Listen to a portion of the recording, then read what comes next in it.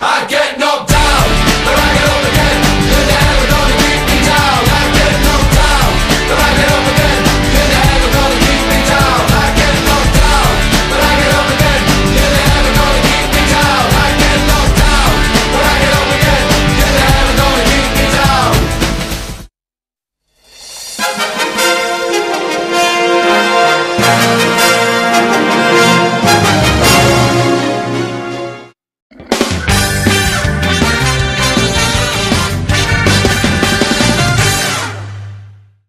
MBC 김재철 사장의 법인카드 사용 내역이 폭로되자 이진숙 MBC 기획홍보본부장은 모두 업무용으로 썼다고 해명했습니다. 정말 그런지 다시 취재해봤습니다. 그랬더니 김 사장이 20억 원을 몰아준 여성무용가 J씨의 흔적이 곳곳에서 드러났습니다. 김재철 사장의 법인카드 사용 내역에서 가장 눈에 띄는 점이 있습니다. 서울 종로구 구기동과 평창동 일대의 사용 내역이 집중돼 있다는 점입니다. 이곳은 여의도 MBC로부터 13km, 김재철 사장의 자택인 설해마을로부터도 15km나 떨어져 있습니다. 김재철 사장은 왜 이곳까지 와서 법인카드를 집중적으로 사용했을까? 그 의문을 추적했습니다. 서울 평창동의 한 고깃집.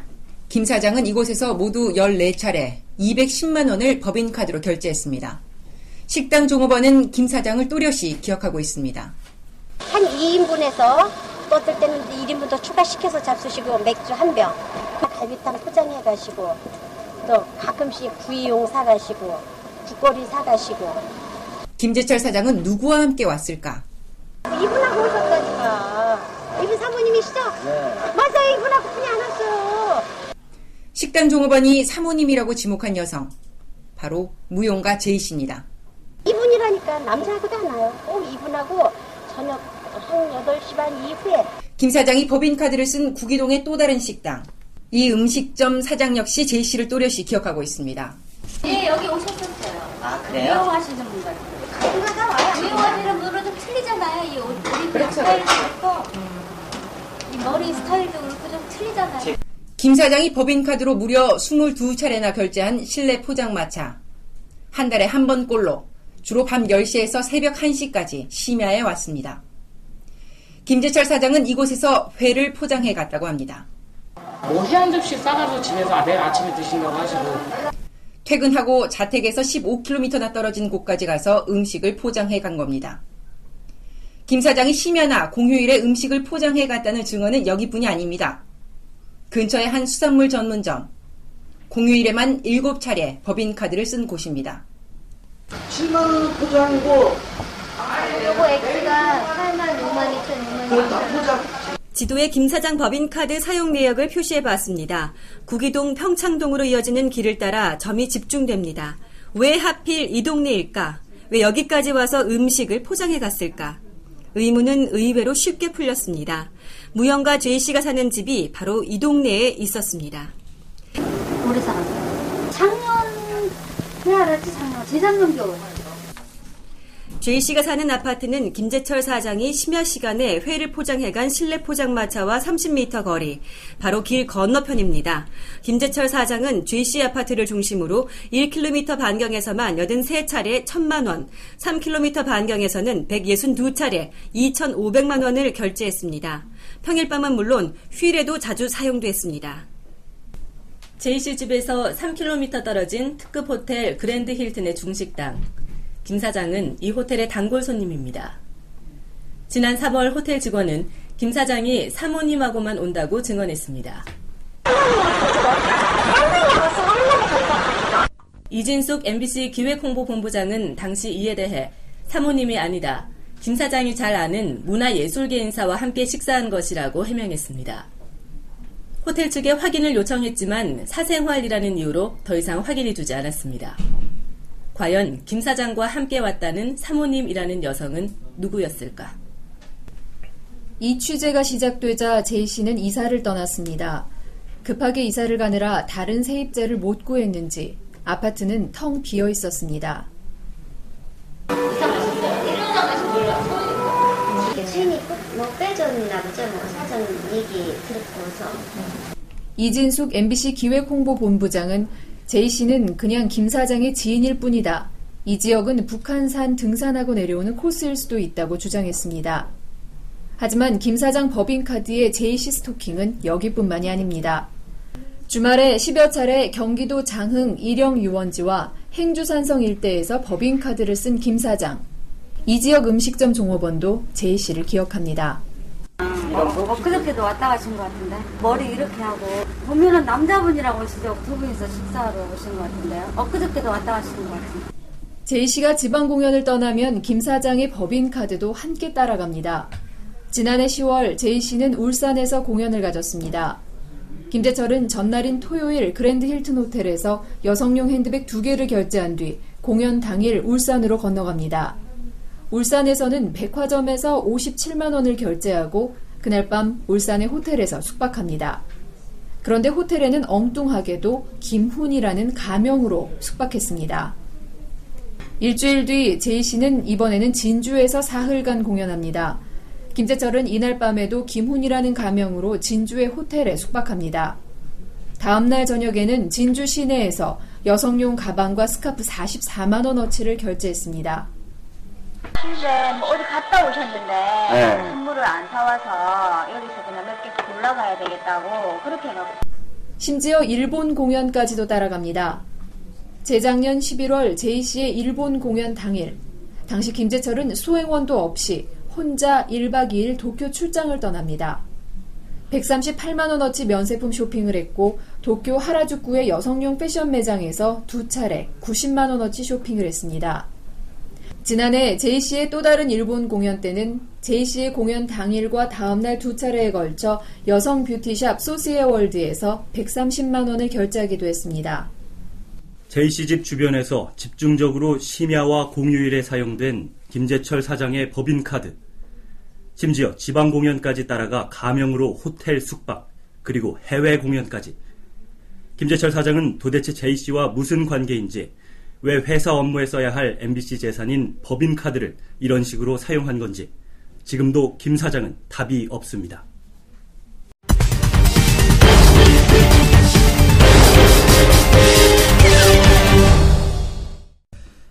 작년 10월 주일 한국대사관에서 열린 최승희 탄생 100주년 기념 공연.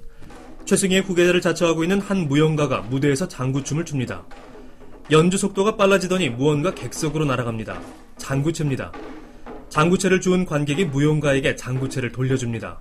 이 멋쩍은 상황의 주인공, 바로 김재철 사장이 20억 원을 몰아준 그 무용가 제이씨입니다. 김재철 사장의 지시로 기획된 MBC 창사 51주년 특별기획 뮤지컬 이육사입니다. 제이씨의 기획사가 제작했습니다. 제이씨는 여우주연, 예술총감독, 안무까지 1인 3역을 맡았고 아들까지 출연시켰습니다. 제작비는 12억 원. 그런데 뮤지컬 전문가에게조차 출연진은 낯선 이들 뿐입니다. 근데 이분이 춤을 유명하신 분이에요. 그래서 한번 모르겠어요. 제가 모를 수도 있겠지만 전문가에게 공연 영상을 보여줬습니다. 화려한 뮤지컬 의상과 달리 그냥 한복으로 보인다. 별다른 안무가 없다. MBC 창사 51주년 특별 기획이란 말이 부끄러울 정도의 치욕스런 총평이 나왔습니다. 그게 뭐야? 뮤지컬이 아니고요? 그게 뭐야 이거? 아니 뭐야 전적이 없는데 말이야. 역시 MBC가 세종문화회관과 함께 기획한 가족 뮤지컬 알라딘의 예산안과 비교해봤습니다. 전체 예산은 비슷한데 회당 제작비는 이육사가 알라딘의 2배가 넘습니다. 알라딘의 주연 배우인 아이돌 가수 LC의 출연료는 회당 120, 이육사의 주연 배우는 무명인데도 회당 500만 원입니다. 뮤지컬 대상을 2번이나 수상한 알라딘의 연출가는 1,700만 원을 받았는데 뮤지컬 연출 경험도 없는 이육사의 연출가는 2천만 원을 받았습니다. 제작비 10억대의 대형 뮤지컬이 수익을 내려면 한 달 정도 장기 공연을 하는 게 상식입니다. 그런데 이육사는 불과 7일 공연하고 막을 내렸습니다. 조직이면 좋습니다. 그러면 미안한데요. 제작비는 좀 많이 벌었겠네요.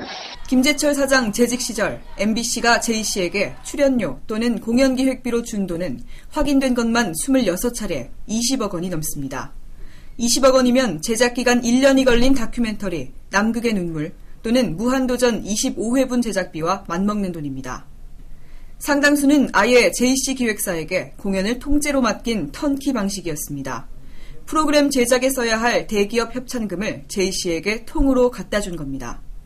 작년 10월 김재철은 경남 MBC에 대한민국 판소리 페스티벌이라는 행사를 만들라고 지시했습니다. 이 페스티벌의 국악 공연은 통으로 J씨 기획사에게 1억 4천만 원을 주고 맡겼습니다. 세부 집행 내역조차 받아놓지 않았습니다. 실무진이 문제를 제기했지만 담당 국장은 턴키로 맡기라는 지시를 받았다며 묵살했습니다. 이거는 이 통수방에는 두 가지예요. 그 기계일 수 있는 방식과 한국기계의 방식. 역시 김재철의 지시로 기획된 G20 성공기원 국궁 페스티벌. J씨 기획사에 1억 3천만 원을 지급합니다. 그런데 J씨가 제출한 기획서의 출연료가 이상합니다. 국악인 L씨에게는 300만 원을 준다고 했는데 L씨가 실제로 받은 돈은 150만 원, 900만 원을 준다던 타악그룹에게는 250만 원, 600만 원이 책정됐던 민요 가수 6명에게는 200만 원만 줬습니다. 당시 현장 제작진은 모든 코너가 J씨의 원맨쇼였다. 수준이 떨어졌지만 무조건 J씨에게 맡기라는 지시를 받았다고 말했습니다. 공연 기획을 맡기는 것도 모자라 MBC 행사에 출연만 해도 대우는 특급이었습니다.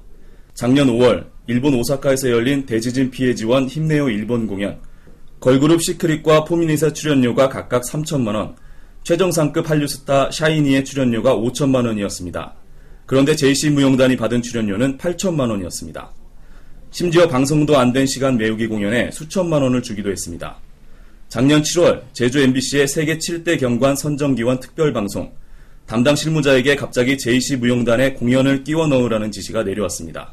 리허설과 본 공연 사이 시간을 때워준 J씨의 무용단은 4,300만 원을 받았습니다. 이런 비정상적 특혜에 대해 이진숙 MBC 기획홍보본부장은 J씨는 최승희 전수자로 상당히 수준 높은 공연인이라고 밝혔습니다. 김재철 역시 자신이 국악 애호가라면서 J 선생은 제2동포 무용인 가운데서는 손꼽히는 분, 출연료는 역량, 경험 등을 두루 고려한 결과라고 해명했습니다. 과연 J씨는 최승희 전수자가 맞을까? 여러 증언과 기록을 확인한 결과 J씨는 북한에 가서 최승희의 제자로부터 3시간 동안 손북춤 배운 게 전부였습니다. 무용계에서 J씨와 최승희를 연결시키는 전문가들은 거의 없었습니다. 그런 J씨에게 김재철은 경력 30년 이상 특급 무형문화재보다도 훨씬 높은 출연료를 퍼주고 각종 공연 기획을 턴키로 맡겼습니다. 과연 김재철과 J씨는 무슨 관계길래 20억 원이 넘는 특혜를 남발한 것인지 김재철은 답하지 않고 있습니다.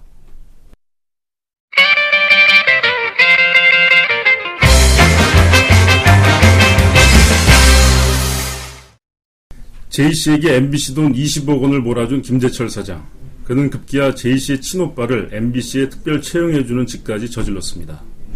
이 J씨의 친오빠는 사기 등으로 2번 구속되고 10차례나 수배됐던 인물이었습니다. 국민의 재산인 전파를 사용하는 공영방송을 동네 구멍가게보다도 못하게 취급한 김재철 사장. 그의 범죄 행각을 추가로 고발합니다. 중국 길림성의 장춘시, MBC 직원들조차 잘 모르는 MBC 동북 삼성이라는 지사가 이곳에 있습니다. 동북 삼성 MBC 대표는 J씨, 김재철 사장의 지시에 따라 임명된 인물입니다. 지난 2010년 MBC 사장에 취임한 김재철은 갑자기 MBC 동북 삼성 대표라는 직함을 만들고 J씨를 이 자리에 앉히라고 지시했습니다. 담당 부서는 반대했습니다. J씨가 전문가도 아니고 평판도 좋지 않은데 MBC 이름을 팔아 무슨 짓을 할지 모른다는 취지였습니다.